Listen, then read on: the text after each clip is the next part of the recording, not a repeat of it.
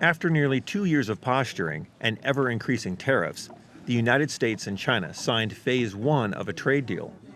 This is something that's going to be so special, however, to our manufacturers, our farmers, our bankers, our service people.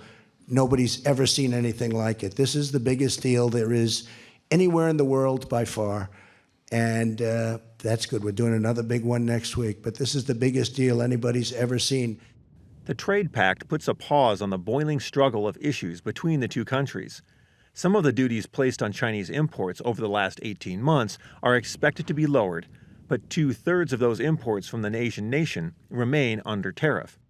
Most Chinese tariffs on American exports also remain in place, including those related to agricultural products. This is a mutually beneficial and win-win agreement. It will bring about stable economic growth, promote world peace and prosperity, and is in the interest of the producers, consumers, and investors in both countries.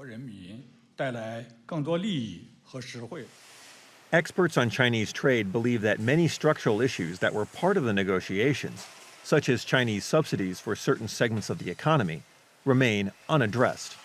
So let me say to you that what we have, a kind of a shotgun behind the door, is we haven't taken all the tariffs off.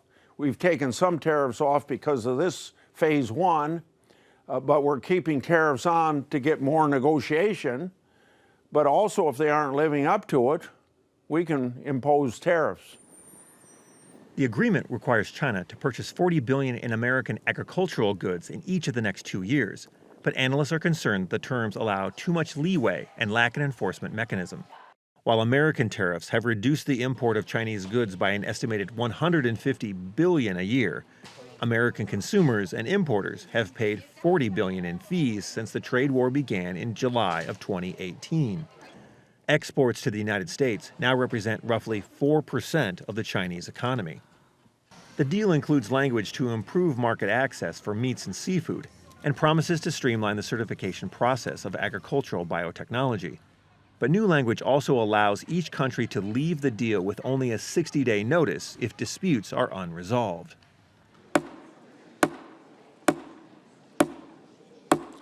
The yeas are 89, the nays are 10.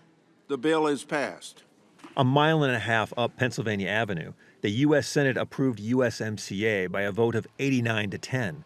The long-negotiated treaty between Mexico, Canada, and the U.S. now heads to President Trump's desk for a signature.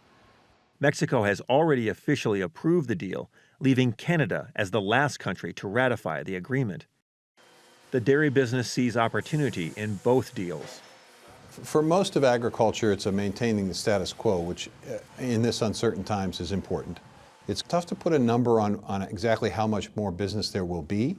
Once it's fully implemented, the USMCA, it'll take several years for those tariff quotas to be increased, but once it's fully implemented, the expectation is somewhere between $200 and $300 million of additional business opportunity, which is important.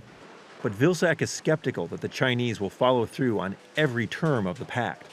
The Chinese are famous for promising, not so famous for delivering. And so it's going to be important in this agreement to make sure that we monitor performance on a regular basis.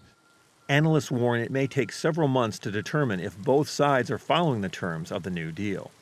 For Market to Market, I'm Peter Tubbs.